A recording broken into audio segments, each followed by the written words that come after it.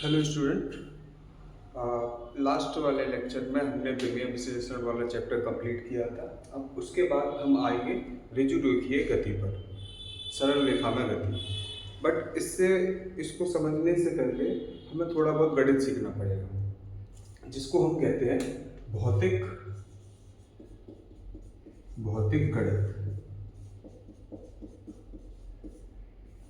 Physical mathematics. अब इसके अंदर हमारे पास दो चीजें हैं। एक है अवकलन, नंबर एक अवकलन, और नंबर 2 समाकलन। अवकलन को हम कहेंगे डिफरेंशिएशन,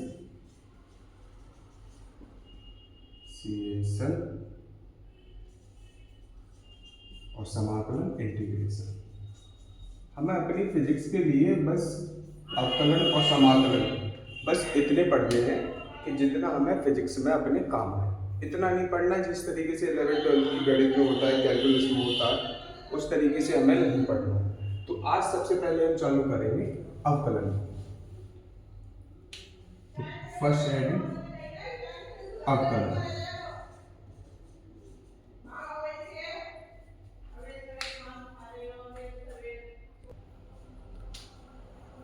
हाँ, तो पहला टॉपिक है अवकलन, डिफरेंशिएशन।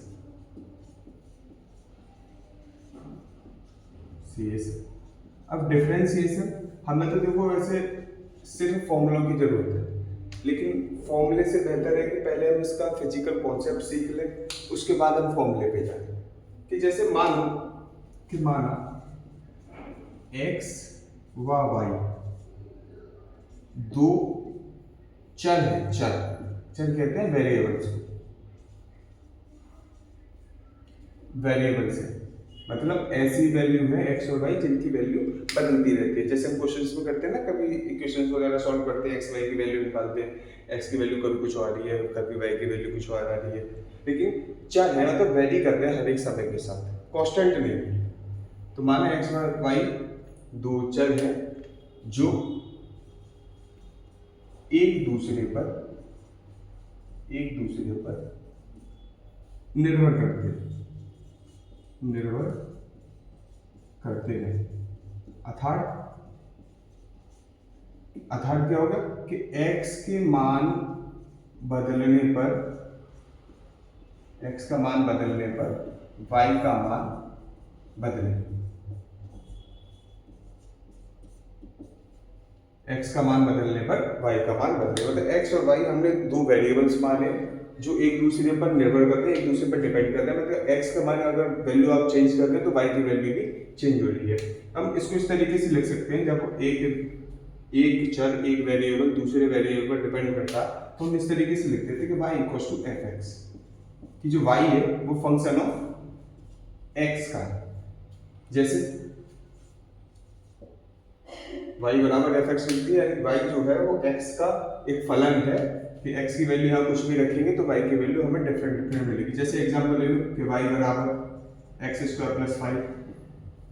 अब यहाँ तो मैं x की वैल्यू 0 रख के देंगे, x बराबर 0 रखोगे तो y = 5 मिलेगा, x बराबर 1 रखोगे तो y = 6 मिलेगा, x = 2 रखोगे तो y = 9 मिलेगा। मतलब हम देख सकते हैं कि x की वैल्यू जिस तरीके से हम चेंज करते आते हैं, अगर 0 1 2 रख रहे हैं तो y की वैल्यू चेंज होती है। सेम उसी तरीके से कि अगर y की वैल्यू हम कुछ रखें तो x की वैल्यू भी चेंज होती रहेगी। मतलब एक दूसरे पे डिपेंडेंट है, वेरिएबल्स तो हैं लेकिन ये एक दूसरे पे डिपेंडेंट है। ठीक है, यदि एक मिनट बस, थोड़ा लाइटिंग की प्रॉब्लम हो रही थी, कि यदि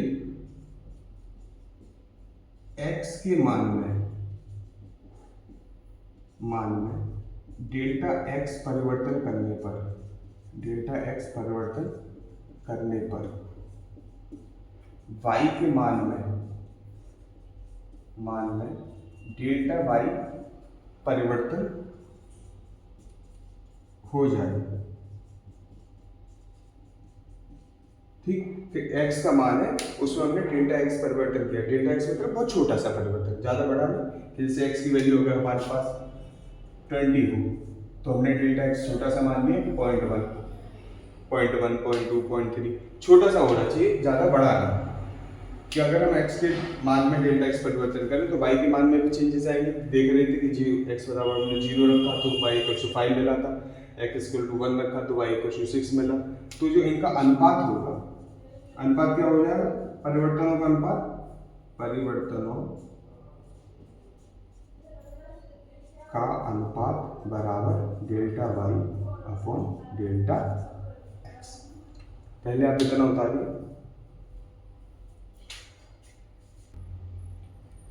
अब परिवर्तनों का अनुपात हमारे पास क्या आ गया? परिवर्तनों का अनुपात अभी नीचे आया था ना, परिवर्तनों का अनुपात बराबर delta y upon delta x। अब यहां बनेंगे हमारे दो केस। पहला केस रहेगा, ये मान लिया कि delta y upon delta x हमें मिल रहा है कोई positive number, delta y upon delta x हमें मिला पॉजिटिव। तो इसका कहने का मतलब ये हो जाता है कि अगर हम x के मान में बढ़ा रहे हैं, यानी अर्थात हिंदी में लिख दे रहे हैं थोड़ा सा कि x व y के मानों में परिवर्तन एक ही दिशा में है। यानी कहने का मतलब होगा कि अगर हम x की वैल्यू बढ़ाएं, अप साइन मतलब बढ़ाना, डाउन साइन मतलब घटाना, अगर x की वैल्यू बढ़ाएं तो y की वैल्यू भी बढ़ती है, या x की वैल्यू घटाएं तो y की वैल्यू भी एरो लगा देते हैं, तो y की वैल्यू भी हमारी घटेगी। ये तब कब होगा? जब हमें delta y upon delta x equal to positive मिले। पॉजिटिव नंबर होगा तो x और जो y है उनके जो वैल्यूज में चेंजेस आएंगे वो सेम डायरेक्शन में रहेंगे, कि x और y एक दूसरे पे इस तरीके से डिपेंड रहेंगे कि अगर एक की वैल्यू बढ़ाओगे, x की वैल्यू बढ़ाओ या y की वैल्यू बढ़ाओ, तो वो एक दूसरे के साथ जिस तरीके से अनुक्रमानुपातिक प्रोपोर्शनल और इनवर्सली प्रोपोर्शनल होते हैं उसी तरीके से। बी केस क्या होगा कि यदि हमें delta y upon delta x negative मिल जाए, नेगेटिव, तो इसका कहने का मतलब हो जाता है कि x व y, अब जब पॉजिटिव मिल रहा था तो x और y के मानों में परिवर्तन एक ही दिशा में था, जब हमें नेगेटिव मिलेगा तो x व y के मानों में परिवर्तन जो रहेगा वो विपरीत दिशा में रहेगा।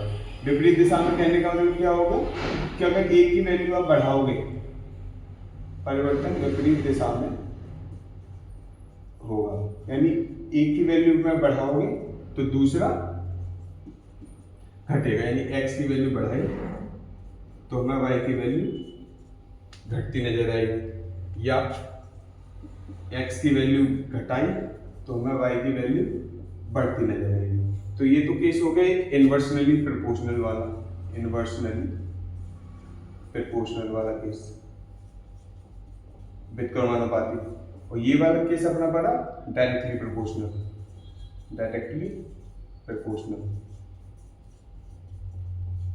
तो दोनों में अंतर समझ में आया कि जब delta y upon delta x हमें पॉजिटिव मिलेगा तो x की वैल्यू के साथ साथ y की वैल्यू भी बढ़ेगी, या x की वैल्यू के साथ साथ y की वैल्यू भी घटेगी। और जब सेकंड केस में क्या है कि जब delta y upon delta x हमें नेगेटिव मिलेगा तो x की वैल्यू दोनों इस तरीके से रहेंगे कि वो अपोजिट करेंगे एक दूसरे का, कि एक की वैल्यू बढ़ाई तो दूसरा घटेगा और दूसरे की घटाई तो पहला बढ़ेगा।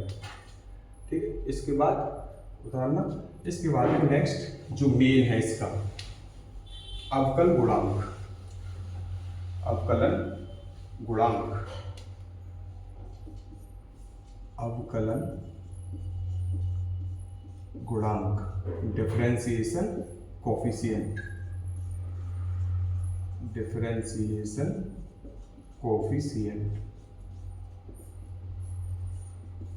अब इसकी जो परिभाषा है, छोटा मोटी सी नई चीज है, तो पहले हम परिभाषा को इंट्रोड्यूस करेंगे, फिर उसके बाद थोड़ा हम बात करेंगे कि यदि परिभाषा किस तरीके से कि यदि चर x, यानी जो वेरिएबल है, चर x की मान में परिवर्तन डेल्टा x, चर x के मान में परिवर्तन डेल्टा x अत्यंत छोटा हो, अत्यंत छोटा हो या सूक्ष्म हो, तो जो हो तो delta y upon delta x को D Y upon D x कहते हैं, और यही है हमारा अवकलन गुणांक।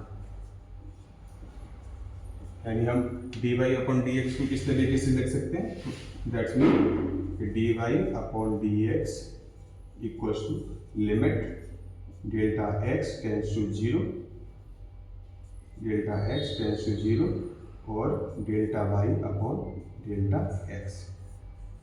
देखो अब इस वाले सूत्र को समझो, इस वाले फॉर्मूले को। ये कह रहा है कि एक लिमिट लगा दी, जो del Y upon del X है उस पर एक लिमिट लगा दी कि जो डेल्टा एक्स है वो बहुत छोटा है, अत्यंत सूक्ष्म है, जहाँ हम यहाँ कह रहे हैं अत्यंत सूक्ष्म है। अत्यंत सूक्ष्म कहने का मतलब कि जीरो नहीं है, लेकिन जीरो के कहीं ना कहीं आसपास है, लेकिन जीरो नहीं।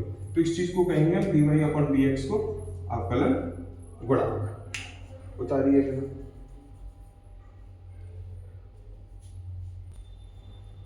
और इस जो D Y upon D X है, इसको पढ़ने का होता है कि y के सापेक्ष x x के सापेक्ष y का अवकलन,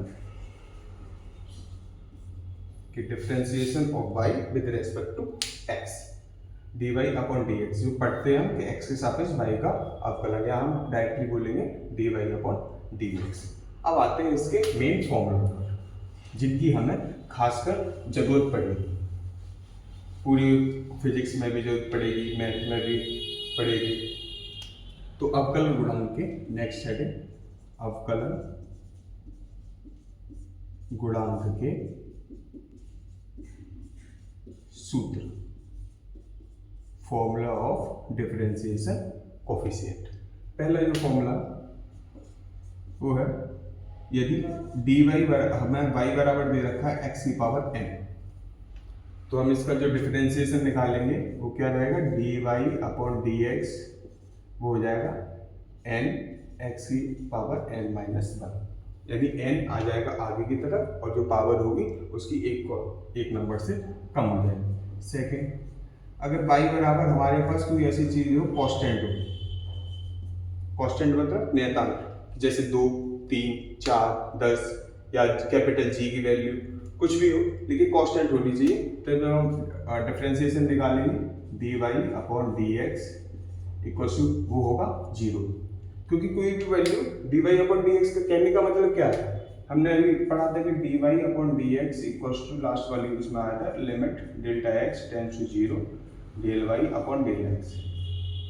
हम ये कह रहे थे अब जब कोई y की वैल्यू कांस्टेंट हो गई तो x की वैल्यू में तो आप कितनी भी चेंज कर लो। अब जैसे y की वैल्यू अगर हमें कोई बोल दे कि 10 है, अब x पे तो डिपेंड कर नहीं रहा है, तो x की वैल्यू आप कितनी भी चेंज कर लो, आगे पीछे प्लस कर लो या माइनस कर लो या कितना भी चेंजेस करोगे तो y की वैल्यू तो चेंज नहीं होगी, y की वैल्यू हमेशा 10 ही रहेगी अगर ये वाला केस लिया तो यानी D Y upon D X जो परिवर्तन रहे कि y की वैल्यू में कोई चेंज नहीं हुआ, जब उसका अंश ही 0 हो गया, हर में आप कितना भी चेंज कर लो तो वो 0 ही रहेगा। D Y upon D x को डी वाई जो है उसको हम ऐसे ही लिख सकते हैं डेल्टा वाई डेल्टा एक्स के, y की वैल्यू में कितना चेंज आ रहा है और x की वैल्यू में कितना चेंज आ रहा है। तीसरा फॉर्मूला कि यदि y बराबर हमारे पास e की पावर x हो, एक्सपोनेंशियल x, तो d Y upon D x इसमें कोई परिवर्तन नहीं आता, ये सेम का same e y upon x ही रह जाता। फोर्थ कि y बराबर हो हमारे पास साइन x,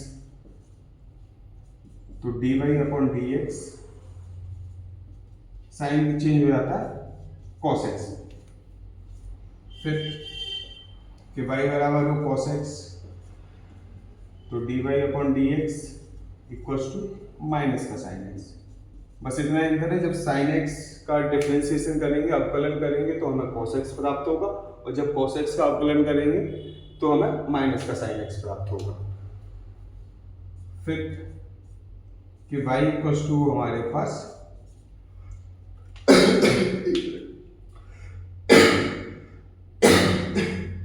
y बराबर हो हमारे पास 10x, तो हमें dy upon dx equal to मिलेगा sec स्क्वायर x। अभी हमें बस इतने की जरूरत है, sin x cos x tan x की इनकी जरूरत पड़ती है। और एक छठा फॉर्मूला और है कि y इक्वल टू हो log x, तो dy upon dx equal to हो जाता है 1 अपॉन x। अब डिफरेंशिएशन में वैसे तो बहुत सारे फॉर्मूले हैं, लेकिन जो हमें मेजोरिटी में जो हमें फिजिक्स में जरूरत पड़ती है इन 6 फॉर्मूलों की ही पड़ती है, हमें बाकियों से कोई मतलब नहीं। अब देखो जैसे साइन है, कॉस है, टेन है, अब इसमें बाकी 3 भी आएंगे, कॉट, कोसेक, सेक, बहुत सारे बड़े बड़े एक्सप्रेशंस भी बनते हैं, लेकिन वो बाकी सब इसी से हो जाते हैं। और मैथ में आप लोग अच्छे से पढ़ोगे, फिजिक्स में हमारे इन 6 से काम है, तो हम इन 6 पे ही आगे सवाल करेंगे। उदाहरण इन फॉर्मूलों को साइड में लिख ले रहे हैं, पहले एक छोटा सा करके, है ना, थोड़ा मैं वीडियो पॉज करूँगा और साइड में लिख ले रहा हूँ, इससे तुम्हें आसानी होगी, वीडियो भी इस तरीके से बड़ी नहीं बनेगी। ये मैंने फॉर्मूले सारे साइड में लिख लिए। अब इस पे हम करते हैं कुछ एग्जाम्पल, कुछ क्वेश्चंस। क्वेश्चन नंबर 1, जैसे मान के चलो कि हमें दे रखा है y बराबर x की पावर 7, तो हमसे वो पूछ रहे हैं कि भैया बता दो कि dy अपॉन dx बराबर क्या होगा। y इक्वल टू हमें x टू द पावर 7 दे रखा है, dy अपॉन dx पूछ रहा है। तो सबसे पहले तो जो हमें एक्सप्रेशन दे रखा है, फलन दे रखा है y इक्वल टू, तो सबसे पहले उससे रिलेटेड हम देखेंगे फॉर्मूला कौन सा। अब log x नहीं मिल रहा, ना tan ना cos ना sin, कुछ तो है नहीं, x की पावर बस 7 है, तो सिर्फ एक ही फॉर्मूला मिल रहा है कि x की पावर n कोई भी नंबर हो सकता है, नेचुरल नंबर हो सकता है, तो x की पावर n, यहाँ है x की पावर 7, दोनों में x से n की बराबर है 7, तो n के साथ हम क्या कर रहे हैं कि n को लिया है आगे और x की पावर n माइनस 1 कर दिया। तो कहने का क्या मतलब हो गया कि d अपॉन dx x की पावर 7, फॉर्मूला कह रहा है कि n जो है पावर, उसको एक आगे लेके आओ पहले, और फिर उसके बाद में x की पावर में माइनस कर दो, यानी 7 आ गया है x की पावर 7 माइनस 1, तो ये क्या होगी 7x और 7 में से बन गई 6। इस तरीके से होगा। क्वेश्चन नंबर 2 देखो कि अगर हमें y बराबर एक दे रखा हो कोई भी 2 अपॉन x की पावर 7, अब यहाँ ये आ गया, तो इसको हम क्या पूछ रहा है हमसे, dy अपॉन dx की वैल्यू बता दो क्या होगी। तो पहले इसे थोड़ा सा सॉल्व कर रहे हैं y बराबर, क्योंकि हमारे पास जो फॉर्मूले हैं वो सारे अंश के फॉर्मूले हैं, कि मतलब ऊपर की तरफ, हर में हमारे पास अभी तक कोई फॉर्मूला हमने लिखा नहीं और हमें कोई जरूरत भी नहीं है। तो हम क्या करेंगे इसके साथ कि 1/2 तो ऐसे ही लिखा, लेकिन जो x की पावर 7 है उसको ऊपर लेंगे तो पावर हो जाएगी हमारी माइनस में, x की पावर -7, तब हम निकालेंगे dy अपॉन dx। तो dy अपॉन dx यानी 1/2 x टू द पावर -7, अब 1/2 तो इससे बाहर आ जाएगा, तो बचा गया d upon dx x to the power -7। फिर वही करेंगे, क्या कर रहे हैं हम उसके साथ कि जो x की पावर 7 -7 है, वही फॉर्मूला x की power n equal to n into x n -1, तो पावर को पहले सबसे आगे लेके आए -7, और फिर गए x टू द पावर -7 और एक -1 उसमें ऑटोमेटिकली होगा, तो ये कितना आया -7 into 7 half -7/2 into x to the power -7 -1 minus का 8। या तो आप इसको इस तरीके से लिख सकते हैं, या फिर दूसरा तरीका क्या है कि -7/2 और -8 के जो है पावर उसे ऊपर से नीचे ले आए upon x to the power 8, यानी ये हो गया हमारा, एक ये आंसर हो गया, एक ये आंसर हो गया। उतारिए कपड़ा डाल, इस फॉर्मूले को तो लिखे ही रहने देते और कुछ करेंगे। जैसे एक अच्छा सा क्वेश्चन लेते हैं, क्वेश्चन नंबर 3 मेन इंपॉर्टेंट है, इसमें आपको ये सारे के सारे फॉर्मूले याद होना। एक बार जब ये फॉर्मूले याद हो जाएंगे, जब हम क्वेश्चन इन फॉर्मूलों को बार बार डेरिवेशंस में यूज करते रहेंगे, तो ये हमें ऑटोमेटिकली यूज आ जाएगा कि किस तरीके से यूज करना है। अभी तो हमें बस इतना थोड़ा थोड़ा से ऊपर से पढ़ना है। क्वेश्चन नंबर अगर 3 ले लें कि यदि y बराबर 3x² प्लस 4 हो तो dy अपॉन dx का मान x बराबर 3 पर ज्ञात कीजिए। x बराबर 3 पर ज्ञात कीजिए।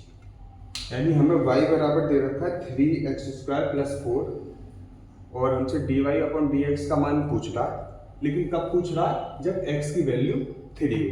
तो सबसे पहले क्या करना है, हमें निकालना है dy अपॉन dx।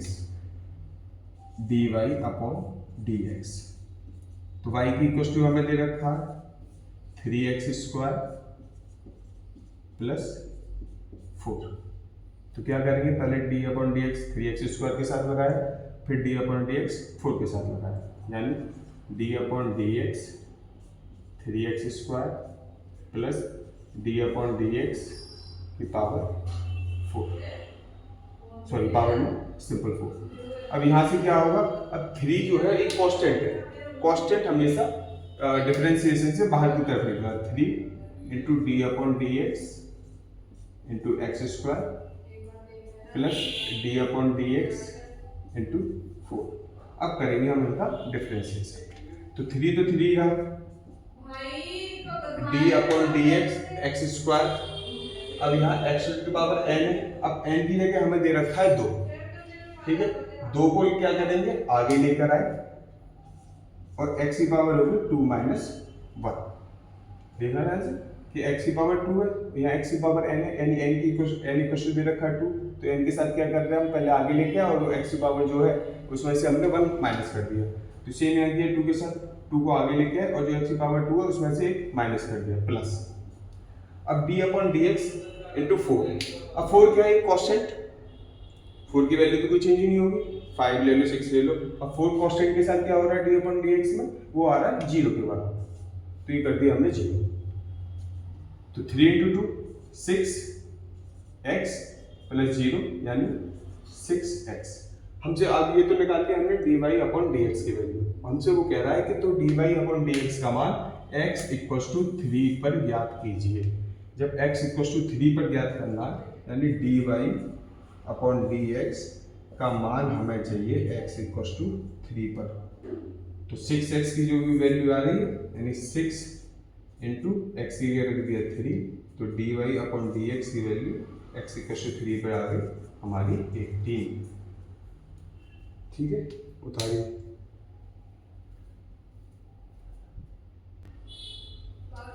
अब इसके बाद आते हैं हम समाकलन पे। समाकलन जो है हमारे अवकलन का जस्ट बिल्कुल उल्टा। जो फॉर्मूले यहाँ पर अवकलन की हैं वही लगभग समाकलन के, ये सारे फॉर्मूले हमारे अवकलन के। अब आते हैं समाकलन। देखो ये फिजिक्स का पार्ट है तो हम सिर्फ उतना पढ़ रहे हैं जितना हमें आगे जरूरत पड़ेगी। बाकी मैथमेटिक्स में आपको ये पूरी तरीके से पढ़ा दिया जाएगा, तो आप ऐसा बिल्कुल मत सोचना कि बिल्कुल मैं मैथ के तरीके से पढ़ाऊंगा। तो मैं कोशिश करूंगा कि मेरा फिजिक्स का काम चल जाए, नहीं तो ये कैलकुलस तो एक पूरी बुक है, पढ़ाने के लिए कम से कम 3-4 महीने चाहिए होते हैं। तो जितना शॉर्ट तरीके से हो सके, जितना हमें ज़रूरत है उस तरीके से हम कर ले रहे हैं। समाकलन को इंग्लिश में कहते हैं इंटीग्रेशन। तो इसकी जो परिभाषा है, समाकलन अवकलन का विपरीत होता है यदि कोई फंक्शन है y बराबर fx का अवकलन, y बराबर fx मतलब सिर्फ fx ले लो, कोई फंक्शन है fx, फलन fx का अवकलन यानी d अपॉन dx fx बराबर हमें हो पता कि ये f डैश x है, यहाँ लिख लेते हैं f डैश x हो तो डैश का मतलब कि हमने उसका अवकलन कर दिया कि d upon dx fx equal to f dash x। तब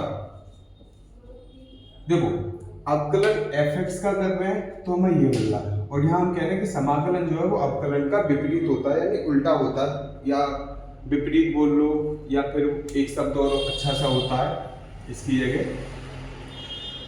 उत्क्रम, उत्क्रम प्रक्रम बोलते हैं, क्या बोलते हैं उसे, हाँ उत्क्रम, उत्क्रम प्रक्रम, प्रक्रम विपरीत होता है उत्क्रम प्रक्रम। यदि फलन fx का अवकलन f डैश x हो तो यानी d upon dx fx equals to f dash x, यानी हम कह रहे हैं कि इसका जो अवकलन है वो f डैश x के बराबर है। ऊपर बोला कि दोनों एक दूसरे के ऑपोजिट है, तो इसका समाकलन fx के बराबर है, और समाकलन को प्रदर्शित करते हैं जैसे अवकलन को d अपॉन dx से प्रदर्शित करते हैं, और समाकलन को हम इस तरीके से चिन्ह बनाते हैं s टाइप से कि f dash x into dx बराबर fx, यानी अवकलन करोगे तो जो फंक्शन प्राप्त होगा और उसका समाकलन कर दोगे तो हमें पहला वाला फंक्शन हमें प्राप्त हो जाएगा। ठीक, अब इसके बाद आते हैं इसके फॉर्मूलों पर। इसकी ज़्यादा जरूरत नहीं है, छोटा मोटा जरूरत पड़ेगी तो नहीं मूड मारूंगा मैं बिल्कुल भी। समाकलन, समाकलन के बाद पहले ले लो x की पावर n का समाकलन x n dx। समाकलन को देखो इस तरीके से s साइन बनाना, उस तरीके से लिखेंगे। इसका फॉर्मूला होता है x की power n plus 1 upon n plus 2, और साथ के साथ इसमें एक आता है कांस्टेंट। दूसरा डिफरेंशिएशन, कोई कांस्टेंट है, कांस्टेंट dx। जब कांस्टेंट का डिफरेंशिएशन करेंगे तो हमें क्या मिलेगा, x प्लस c, या ऐसे कर लो constant into x plus c, और आगे बढ़े फिर क्या है e की पावर x। e की पावर x इस तरीके से है, अब देखो यहाँ भी कह रहे हैं ना कि जब हमने e की पावर x का डिफरेंशिएशन करा तो हमें e की पावर x ही मिला, तो सिंपल ही बात है कि जब e की पावर x का समाकलन करेंगे तो भी हमें e की भी पावर x ही मिलेगा, बस साथ में कांस्टेंट मिलेगा। तीसरा है sin x, sin x dx। अब sin x का देखो ये इधर वाला फॉर्मूला, जब cos का कर रहे थे तो माइनस का साइन मिला, जब sin का करेंगे तो क्या मिलेगा, माइनस का cos x प्लस c।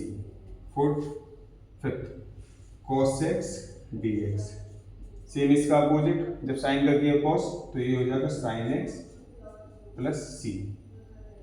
दूसरा sec स्क्वायर x dx, ये हो जाएगा tan x प्लस c।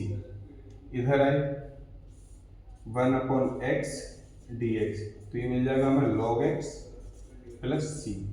तो first, second, third, fourth, fifth, six और सेवन, साथ ही फॉर्मूले हमने वहाँ यूज करे और साथ ही फॉर्मूले हम यहाँ यूज करेंगे। तो अब तक जो हमने पढ़ा समाकलन और अवकलन में, बस हमें सिर्फ इतने ही फॉर्मूलों की जरूरत है और इतने ही कॉन्सेप्ट की नीड है। आगे भी हमें कुछ ज़्यादा हाई फाई वाली अवकलन समाकलन फिजिक्स में नहीं पढ़ने, बहुत छोटा छोटा रहेगा। और इसके अगले वाले वीडियो में हम पढ़ेंगे ऋजु रेखा में गति, मतलब सरल रेखा में गति, मोशन इन लीनियर मोशन पढ़ेंगे। और हमें पढ़ना मोशन भी, गति जो है उदाहरण, हाँ गति जो है हमारी रहेगी, गति तीन प्रकार की गति पढ़नी है। एक तो पढ़नी है कि सरल रेखा में गति, सरल रेखा में गति पहला, और दूसरा पढ़ना है फिर प्रक्षेप्य गति, तीन नहीं ये तो चार हो गई, प्रक्षेप्य गति। तीसरा पढ़ना वृत्तीय गति, और फिर फोर्थ पढ़ना घूर्णन गति, linear motion, linear motion, projectile motion, circular motion और रोटेशनल मोशन। इन चारों प्रकार की गतियों में बस थोड़ा थोड़ा अंतर है, थोड़ा अंतर है। जैसे सरल रेखा में गति नाम से बदल से तो होता है कि सरल रेखा, सरल रेखा मतलब सीधी रेखा, यानी कोई गति है जो सीधी रेखा में चल रही है। जैसे बाइक का हम रोड पे चला बिल्कुल सीधे, और रोड भी ऐसा हो कि ऊपर नीचे ना रहे, बिल्कुल प्लेन रहे। तो बाइक का जो चलना है वो हो गया सरल रेखा में गति। प्रक्षेप गति, प्रक्षेप गति होती है कि जब हम किसी बॉल को, कोई भी हमारे पास एग्जाम्पल लेते हैं कि बॉल है, हम उसको किसी एंगल पर ऊपर की तरफ है तो वो क्या करेगी, एक तरीके से स्लोप बनेगा कि अगर कोई इंसान है उसने बॉल ऊपर की तरफ रखी तो इस तरीके से गति बनेगी, फिर वो नीचे आएगी। बॉल को फेंकना, भाला फेंकना, जेवलिन थ्रो, नीडल चौपड़ा ने अभी जेवलिन थ्रो फेंका, उसे सिल्वर मेडल मिला, फर्स्ट वाले वो पाकिस्तान ले गए। अब वो हाथ भी तो तगड़ा था, उसका क्या करा। प्रक्षेप गति होगी कि जब किसी एंगल पर नीचे वाले क्षैतिज से किसी एंगल पर फेंक दें तो वो दोबारा आके गुरुत्वीय त्वरण के अंतर्गत गति करता और फिर लौट कर वो पृथ्वी पर आ जाता। तो इस प्रकार की गति को कहते हैं प्रक्षेप गति।